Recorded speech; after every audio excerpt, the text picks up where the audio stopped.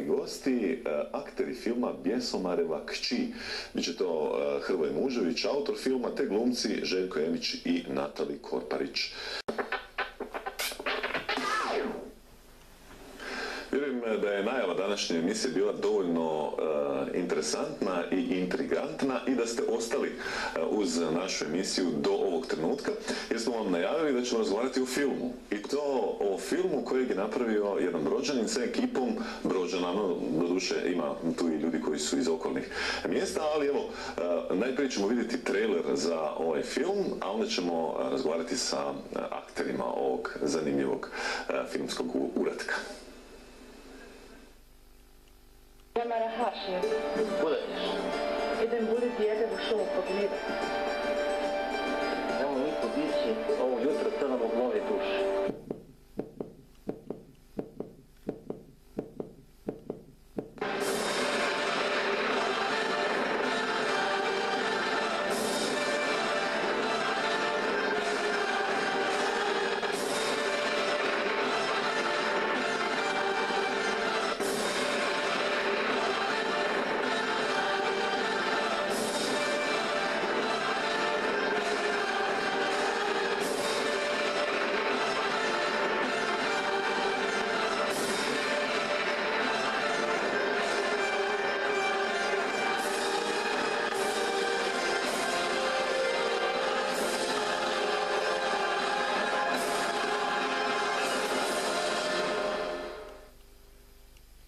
Vjerujem da je sam trailer dovoljno zanimljiv i da ćete 29. ovog mjeseca u 19 sati biti u dvorani Gradske knjižnice i pogledati Bjesomarevu kći. Danas s nama u studiju akteri ovog zanimljivog filma Hrvoje Mužević, Natali Korparić i Željko Emić. Hrvoje je autor, a Natali i Željko glumci. Dobar vam dan, dobrodošli. Dobar dan. Hrvoje, najprije evo možda nekoliko rečenica uvoda. Ja sam pokušao nešto malo reći, ali evo ono što sam uspio pročitati i na plakatu, to je dakle povijesni mega spektakl na temu staroslavenske mitologije. Što to u stvari znači?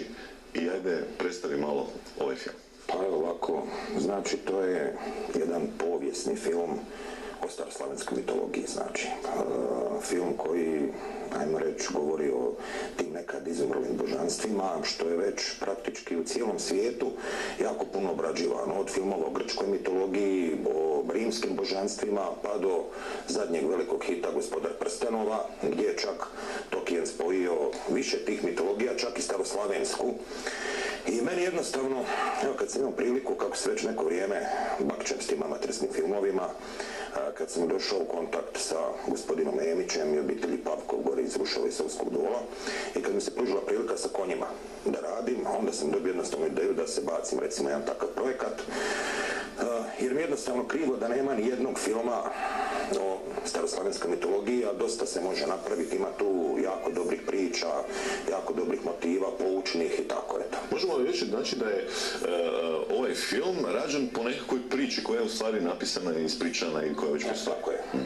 Ja isto ono, kako je to od uvijek volim povijest i slično, malo sam to proučavao, sad što je čak Ivana Brlić-Mažuranić rekla da staroslavenska mitologija ne postoji, pošto ona u većini slučaja jednostavno usmenom predajom prenošena, da postoje samo imena koje ona iskoristila. Sad može se povjesničari su tu otkrili puno tih stvari i to je sve uvijek lila, onako negdje drugčije, negdje tako, ali ima tih priča, recimo, znači božanstva su ono tipična koji svugdje ima črt, crnobog, to je, ajmo reći, kao vrag, demon, glavno božanstvo je Svarog, on ima sinove Svantevida, Peruna i tako. I sad mi smo se bazirali, znači, jedna okosnica te radnje u biti, gdje se najviše mrze Svantevid koji je bog sunca i črt kao demon, on je bog podzemlja, zbog žene, ničeg drugog. I tu znači počinje taj rat, sad mi smo tu malo promijenili neku priču, na primjer ta kćer se nigdje ne spominje, to je naš plod mašte i na kraju, ja inače volim sve filmove, znači jednu stvarnu povijesnu činjenicu o našoj povijesti ubacim, to je recimo promijenjeno, a s druge strane sam baš zato i radio Bjesomaru, on je glavni lik zato što o njemu skoro nigdje ništa nisam našao. On se spominje kao knez Tame, odnosno božanstvo mučke smrti mahnitog bijesa. I to je praktički sve, črtov sir. I onda sam znači ne može niko puno prigovoriti ako neko izbiljnije pristupi, da sam već previše mijenjao kad i nema, Dobro, otkud ta ljubav za prije svega filmsku umjetnost, a potom evo i za ovakvu staroslavensku mitologiju? Staroslavensku mitologiju, općenito volim te, da ne kažem, povijesne, viteške i tako filmove.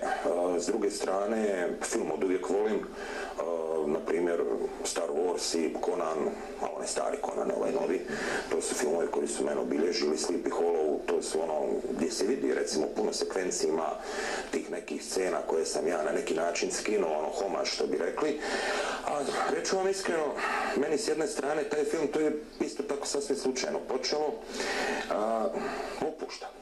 Ja kažem, nekako mi to taj hobi, što sam ja objašnjavao isto mojoj supruzi, viče mi stalno visiš uz kompjuter, montiraš nekad dođeš s posla, kriza, nema se novaca, žena kuka, svi te ljute, onda ja sjednem i sad ja slažem film, pa sad kontam gdje sad dalje Bjesomar odvesti u scenariju i tako, na neki način u svoj svijet. Tako je i to je jednostavno relaksacija. Zanimljivo, spomenuo si Nema novaca, ovo je bezbudžetni film glumaca Matera iz Slavonskog Broda, pa ću tebe zamoliti kratko da mi to prokomentiraš, onda ćemo naravno preći i na glavne glumce u ovom filmu. Pa to je mislim film, znači za 0 kuna, ako masu pogavi čisto kako žena uvijek moraju nešto gunđat, a nije za 0 kuna koliko se goriva potrošio, ako ne računam gorivo, smo znači išli, snimao se po razne dvorcima, ja mislim da skoro svaki dvorac koji postoji ili neka utvrda u Slavoniji, snimali smo na njoj od Jankovca, tako je, i to na ljetu na plus 40 sa plaštovima,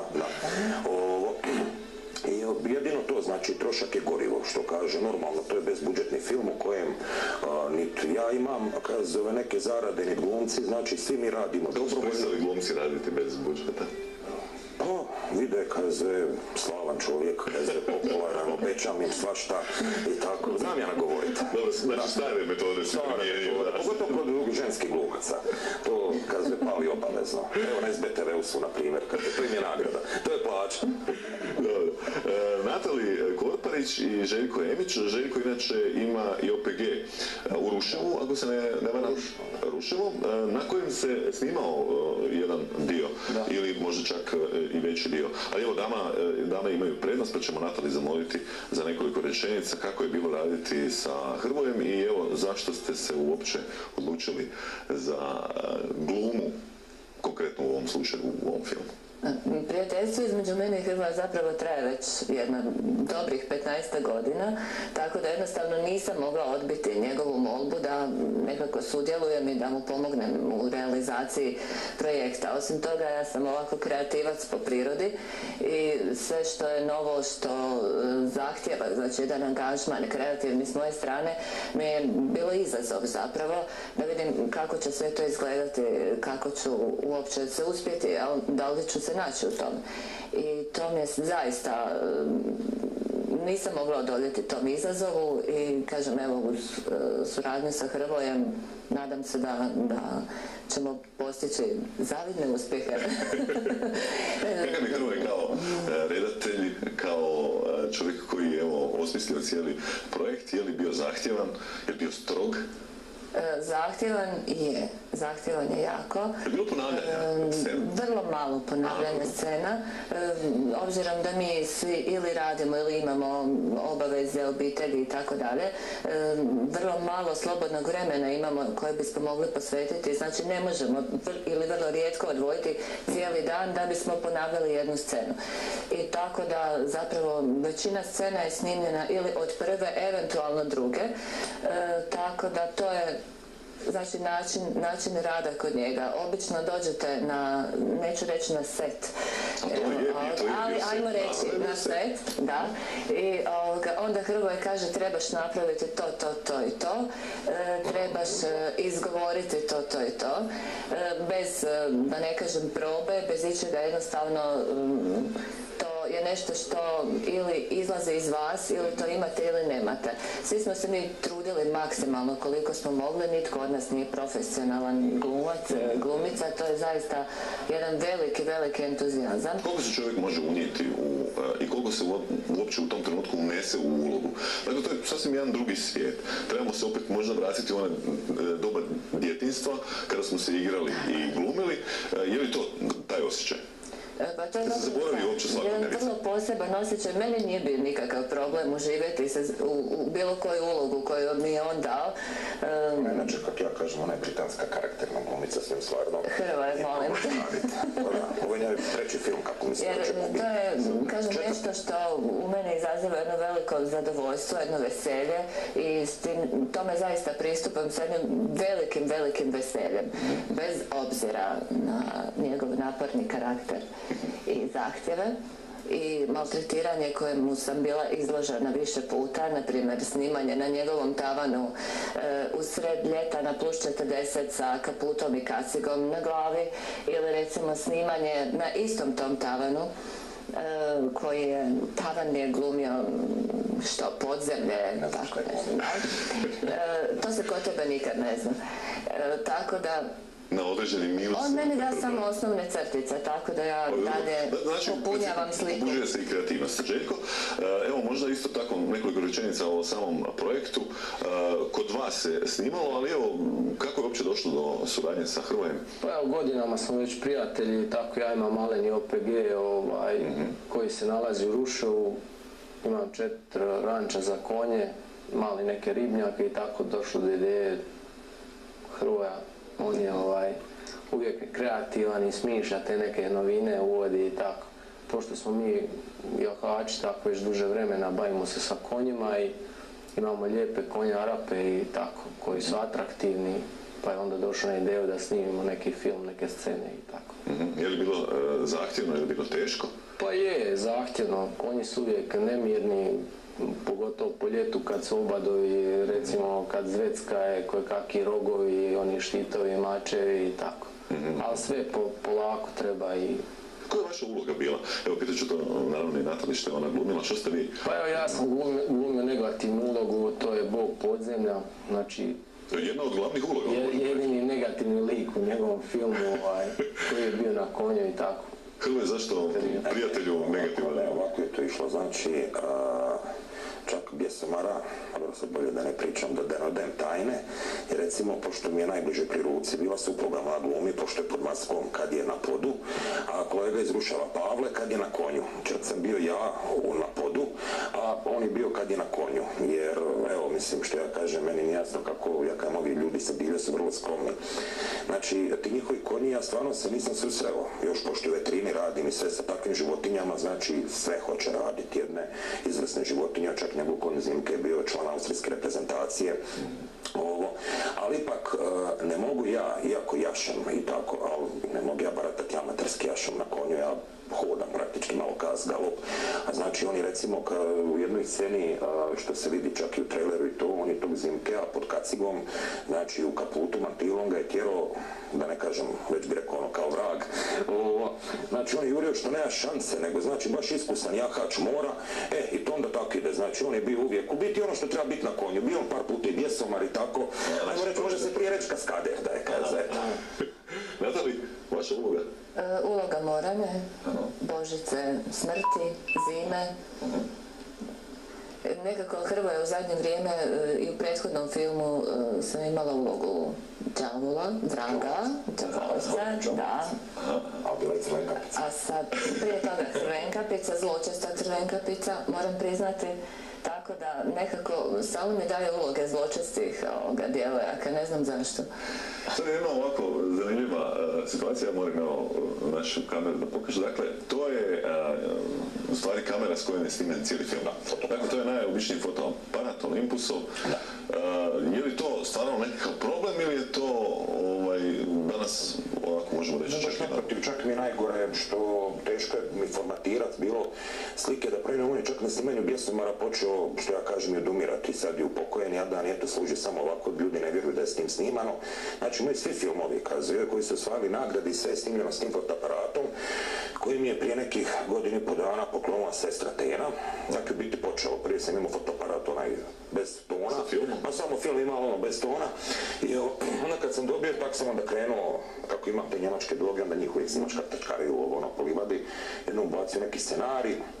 To je bilo zgodno, onda je nastao taj film The Wild u biti, koji se uspio probiti na Trash Film Festival u Varaždin, gdje se inače teško probiti, pošto je konkurencija iz cijelog svijeta, i montažerski bio nikakav. Mislim, ono, nije ni bjesomar, Bog zna šta ja kažem. Ja ono, ljudi kak vidim u novinama sad, Hrvatski gospodar prstuna, mislim, to je amaterski film gdje se vidi patike kamera, da ti ovo ono, jel ne možeš ti, na primjer, na Jankovcu snimam scenu na vodopadu, ja stojim na stijeni, proklizavam sa fotoaparatom, on hvata svaki malo, to titra skača, ipak je to amaterski film. Znači, ali je ljudima bilo zabavno, znači, taj The Wild, onda sam na godinu snimio nastavak Vrijeme mutana, isto s tim fotoaparatom, koji je to u konkurenciji od 50 filmova iz cijelog svijeta, koji su stvarno bili vrhunski produkcija, osvojio prvo mjesto po izboru publike. Onda sam vidio da biti ljudi vole da bude zabavno. To je onda ova famozna motorna pila, evo molit ću da... Ako može. Se može upaliti? Naravno, radi. Strašno. Evo ga, znači, imamo motornu pilu, ono... Dakle, nevjerojatno. Evo ga, i okreće se, evo, ja ne moram da se to vidi. Znači, reći ćemo zašto je motorna pila došla u Slavonski Brod. Evo ga. Piše, sve piše. Evo ga. Znači, Zlatna motorka za najbolji film po izboru publike. To je bilo prošle godine u 12. mjesecu. To je znači film koji je nastao prije Bjesomara, u biti Vrijeme mutanata. Znači, to je bilo kad sam, kažem, kako je počelo to snimanje, što sam shvatio da to moje pse, znači njemačke druge, strašno zabavlja. Jer zašto je bila Gola Sabor Made, prvi hrvatski pas vozač nakon ovih Novozelanđana. U tom filmu ona je prvi put vozila auto i to se koji svidilo, znači oni su to radili čisto ono opuštajući, što je zabavlja i tako, bez neke zapovjedi. Ali kažem, onda da ne bi se bilo previše i ovdje u Bjesemaru Joyce glumi od Čertajma u mitologiji jedan demonski pas crni. Ali znači sad nisam htio ići da sad psi se tu opet skakuću pred kamerama, nego znači baš tipična priča, znači konji se pojavljuju gdje trebaju, jahači, ono. A ja kad ipak konj daje jednu sasvim dimenziju drugu filmu, ali ja kažem, kad se u Hrvatskoj recimo konjak snima, to je bilo wow, recimo visokoprodukcijski film, ono konj je konj, drugčije kad jahač na konju, nego sad kad hoda pješke, ono ko u Monty Pythonu. Vrijeme da spera dalje, evo, kratko ću samo još jedan put reći, 29. siječnja u 19 sati do Rane gradske knjižnice, bit će cijela ekipa, možda evo da ih osim Natali i Željka, da možda još kažemo tko je pripomogao, ko je u filmu. Evo ovako, da. Znači, glavnu ulogu ima Ines Pepić, to je jedna djevojka iz Broda, prijateljica isto naša. Ona je i na plakatu, čini mi se. Tako, ona je glavna uloga, ona je biti tak čer i to. I sad glume od moje sestre, otac mi je narator, susjeda, radni kolega i tako. Ali, na primjer, ima recimo jedna vrlo zanimljiva činjenica što moram se pohvaliti, što rekao moj otac, samo se neš hvališ, kad mi neko drugi, onda moram sam sebe.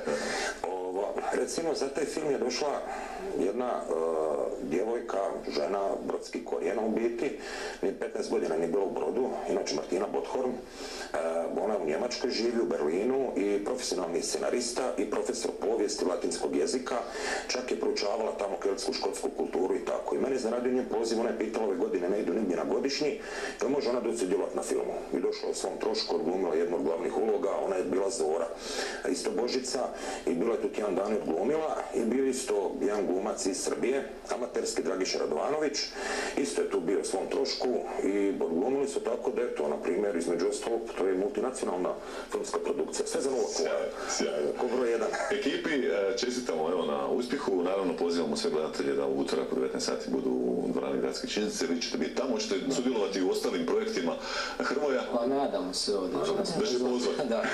Želju hoću, na to ću još razmisliti. Dobro, pazi, Hrvoje, žena uvijek treba u filmu, onda je Natali ja mislim ipak da je Natali. Ne mogu ja njoj doljeti da ona mene glumi u filmu, ali previše ovako opasna, neka još jednom dođe na TV. Na rubu je da me oblati, kaže. Vidim i se očiju joj. Tako da... Ma ne. U svakom slučaju, hvala što ste došli. Evo, puno uspjeha filmu. Vjerujemo da će biti i na ovim festivalima gdje je moguće osvojiti. Da, ove godine na festivalu, zato je napravljeno, da budem iskren, nisam ni znao da će ovako sad i premijera biti u Brodu i da će ovako sad novine, stvarno nisam to očekivao, jer je pravljen prvenstveno za Trash festival i za neke druge, čak i evo i u Beogradu bi se trebao prikazati u kinu isto. Želimo muziku. Vama hvala lijepo. Hvala.